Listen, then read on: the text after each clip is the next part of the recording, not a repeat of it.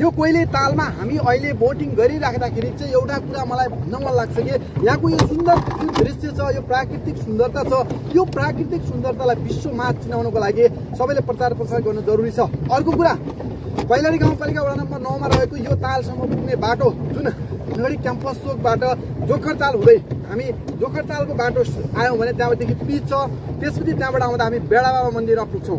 बेडाबाबा मन्दिरको दर्शन गरेर त्यसपछि अलिकति अगाडि आइसकेपछि हामी थारू होमस्टे गाउँ भादामा पुग्छौँ। भादा थारू होमस्टेको त्यहाँ विभिन्न कल्चरहरू अवलोकन गरिसकेपछि, भादा होमस्टेको मजा लिइसकेपछि त्यहाँ हामी त्यहाँका विभिन्न थारू परिकारहरू खाएर त्यहाँबाट अलिकति अगाडि आयौँ भने कोइली ताल पुग्छौँ। कोइली ताल पुगिसकेपछि यहाँको सुन्दर दृश्यहरू अवलोकन गरेर यहाँ रमाएर पिकनिक खाएर यहाँ फोटो खिचेर टिकटक बनाएर हामी अग्ला अग्ला भ्यू टावरहरूमा गएर फोटो खिचेर फेरि हामी फर्केर चाहिँ भादा गाउँमा चाहिँ होमस्टेहरूमा बस्न सक्छौँ। त्यहाँ रातभरि रात कटाउन सक्छौँ। हेर्नुहोस् त, यदि धनगढी क्याम्पस चोकभन्दा अलिकति माथि जुन जाखुरताल भएर बेडाबाबा हुँदै भादा गाउँ हुँदै चाहिँ यो कोइली तालसम्म आउने बाटो छ, यो सडकलाई यदि हामीले पिच गर्ने हो, यो सडक राम्रो बनाउने हो भने हेर्नुहोस्, शिवगङ्गा खोलामा पुल हाल्ने हो भने यो हामीले कोइली ताल, बेडाबाबा, त्यसै गरी चाहिँ भादा गाउँ होमस्टे यो 3 ठाउँलाई चाहिँ हामीले सँगै पर्यटकीय हिसाबले जोड्न सक्छौँ। र यो 3टा ठाउँको बाटो चाहिँ हामीले प्रत्येक वर्ष करोडौँ रुपियाँ चाहिँ हामीले उठाउन सक्छौँ। पर्यटकहरू करोडौँ लाखौँ पर्यटकहरू चाहिँ हामीले यहाँ भेट्टाउन सक्छौँ। त्यसैले जति पनि कैलाली जिल्ला सुदूरपश्चिम प्रदेशका चाहिँ जनप्रतिनिधिहरू, सुदूरपश्चिम प्रदेश सरकार सबैलाई के अनुरोध छ भने धनगढी जाखुरताल हुँदै बेडाबाबा हुँदै भादा होमस्टे हुँदै यो कोइली तालसम्मको बाटो बनाइदिनुहोस्। यो बाटो बनाउन सक्यो भने, यसलाई हामीले पर्यटकीय हिसाबले चाहिँ जोड्न सक्यो भने यो हाम्रो लागि चाहिँ प्रत्येक वर्ष यहाँबाट हामीले करोडौँ होइन अरबौँ राजस्व सङ्कलन गर्न सक्छौँ। र यो ठाउँबाट चाहिँ हामीले यो एकदमै हाम्रो उर्वर भूमि चाहिँ यो बन्न सक्छ।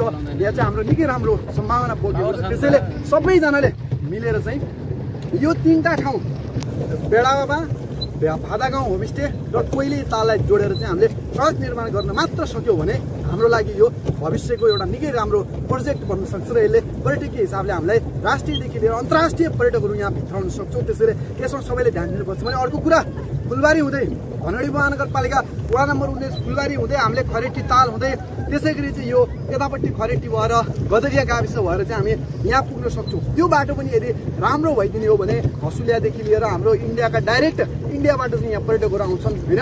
यो हिसाबले गर्दाखेरि ठुलो एरियाका पर्यटकहरूलाई हामी यहाँसम्म बोलाउन सक्छौँ। त्यो भयो भने यहाँ चाहिँ रोजगारी वृद्धि हुन्छ। यहाँका प्राकृतिक सुन्दरताहरूको चाहिँ हामीले चाहिँ विश्वमा परिचय गराउन सक्छौँ। र चाहिँ यहाँ बढीभन्दा बढी पर्यटक भित्र आएर यहाँका स्थानीयहरूले रोजगारी पाउँछन्। यहाँका व्यापारीहरूको व्यापारमा वृद्धि हुन्छ। कैलाली गाउँपालिकाले चाहिँ राजस्व सङ्कलन गर्न पाउँछ भने यहाँका चाहिँ स्थानीय परिकारहरू, यहाँका माछाहरू जुन माछा पालन यो ठेक्का दिएको छ, यहाँबाट चाहिँ माछाहरू बिक्री गरेर आम्दानी गर्न सक्छौँ।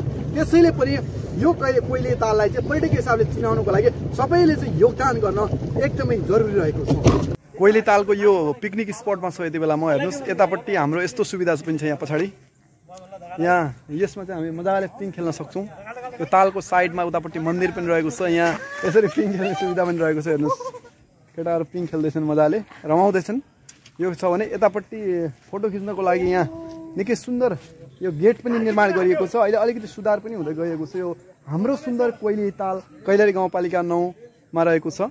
त्यसै गरी यो पिकनिक स्पट हो। यो सबै यो यतापट्टिको सबै पिकनिक स्पट हो। यहाँ चाहिँ अहिले पिकनिक खानेदेखि लिएर माथि फोटो खिच्नेहरू सबै सुविधाहरू पनि यहाँ रहेको छ। निकै राम्रो बगैँचा टाइपको चाहिँ एकदम सुन्दर ठाउँ बनाइएको छ कैलाली गाउँपालिकामा। यो जति पनि यो एरिया पछाडि जङ्गल जस्तो देखिँदैछ, यहाँ सबै हामी मजाले चाहिँ यहाँ पिकनिक खाने ठाउँ। यहाँ चाहिँ मजाले दिनभरि पकाएर चाहिँ खाने, डान्स गर्ने, नाच्ने सबै कुराहरू चाहिँ यो ठाउँमा हुन्छ। माथि पानीको पनि एकदम पर्याप्त व्यवस्था गरिएको छ। त्यसै गरी शौचालयको पनि एकदम व्यवस्था रहेको छ माथि भने सबै कुराहरू चाहिँ राम्रो सुविधा रहेको छ। यो कोइली तालमा चाहिँ यो पिकनिक एरिया हो। यो चाहिँ यता साइडमा बच्चाहरू खेल्ने पनि छ भने यतातिर यो तपाईँहरू देख्न सक्नुहुन्छ। यो चाहिँ अग्लो बनाइएको छ। यसको माथि हामी टपमा गएर यो कोइली तालको चाहिँ पुरै दृश्य पनि हामी हेर्न सक्छौँ। भने यहाँ साथीहरू यसरी रमाइरहेछन्। अहिले यो पिङ खेलिरहेछन्। यो सुन्दर दृश्य छ कैलाली गाउँपालिकाको यो कोइली तालको।